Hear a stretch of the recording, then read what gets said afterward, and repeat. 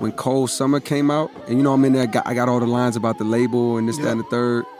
I did get a text from Jay at that time where he was like, hey man, like, I think you look at us like adversarial, you know what I mean? Like, you look at us like, you know, he meant Roc Nation or something, like the label. He was like, yo, like, his point was like, yo man, like we helped you, you know? J. Cole reveals that Hov took offense to the lyrics in Cold Summer.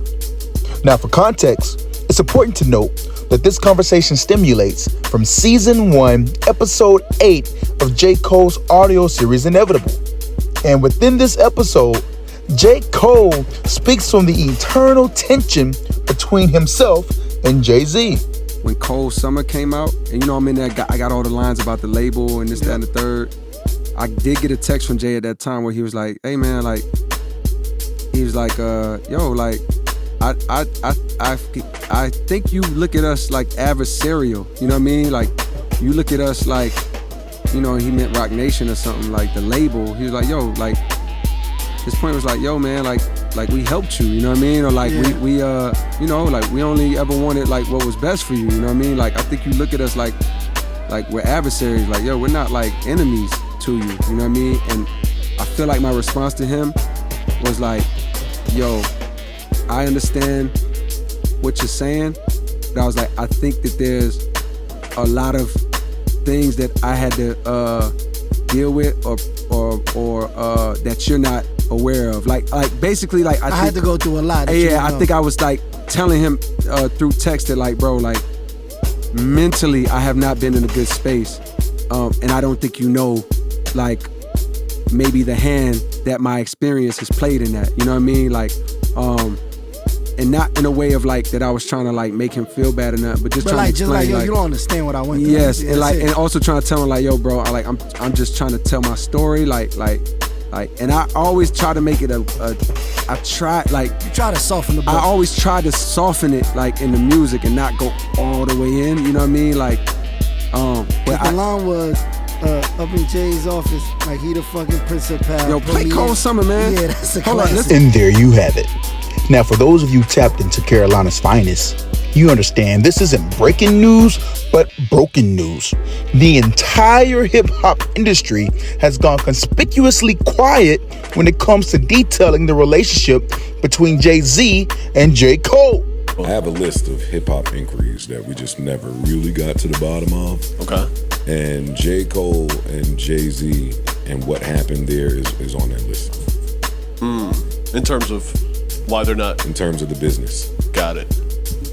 In terms of, oh shit, you bought your masters back from Jay-Z. Oh shit, Jay-Z, you sold your masters back to Cole. Well, when did that happen?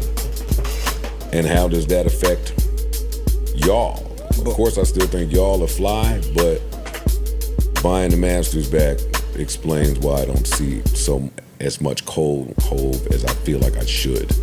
And there you have it. Now, yes, Joe, I did do a video speaking on this exact point a few weeks ago, and I encourage you to check it out.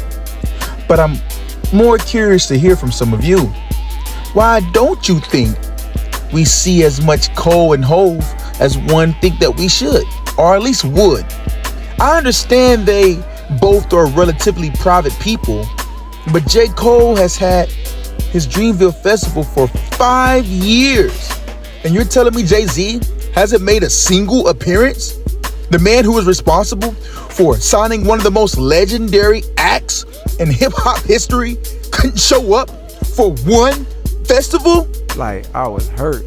We was like, fuck, Jay-Z. Like, we walked around the corner to the McDonald's for like 15 minutes. We was like, man, fuck this nigga, bro. We was like, man, he on some bullshit, bro. That's fucked up. Like, boom, boom, boom. Now, I'm not implying that J. Cole has had an issue with Hov, because J. Cole himself did shout out Jay-Z during his recent performance.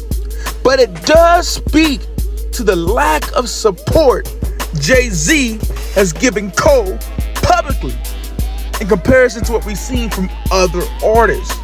Station with Jay one time, I was like, man, you don't know, but like, I've been going through it. Like, I've been kind of like in a bad place. And he was just like, yo, I don't understand. Like, people fucking love you, man. Like, you got a great career. Like, I don't understand. which now I'm feeling like, yo, how could you be unhappy? Like, look at everything that was happening to you. And there you have it. Now, I never want to totally dismiss anyone who may have an alternative perspective on this. So you all let me know what you think in the comments. Do you think there is more to the relationship between Jay-Z and J. Cole? Would you prefer to see them collaborate more when it comes to the music? I don't know. But if you're asking me, I want Jay-Z to stay as far away from the fall off as possible. Because if he plans on bringing the same bubblegum bullshit that he brought to Mr. Nice Watch, I do not want to hear it. Please, take that somewhere else. But that's if you're asking me. But that's my video for today. Caleb from Twitter, signing out. Hey, before I get out of here, I wanted to take the time to highlight someone who has been incredibly supportive and just promoting the videos that we put out. And Miss Kim, thank you. Miss Kim is someone who I've been able to connect with via the Carolina's Finest community page on X. And as a quick aside, if you're a J. Cole fan and you're on X or Twitter, I strongly recommend you join that community. It's the only one where I've seen Cole and Eve stamped as being a community that's strictly for the day ones. So be sure to tap into one of the largest growing Cole communities on X if you're on there. But back to giving Miss Kim her flowers. Thank you. I don't take your support or anyone who clicks on the video and supports the channel. It really means a lot. I understand that, and I've said it before, I understand that if I was to create a channel filled with salacious titles and salacious stories, I'm pretty sure it would it will be more algorithm friendly or friendly to the algorithm. Kind of struggled to spit that one out. Pause. But nevertheless, I always said I wanted this channel to be more J. Cole centered, and I wanted to be filled with positivity for the most part, and by people like yourself and others who choose to comment, like, and subscribe and just support the channel. We are help proving with every view that positivity can work. You just need somebody to step out and do it, and why not me? And so thank you, but that's all I got for today. Caleb, peace.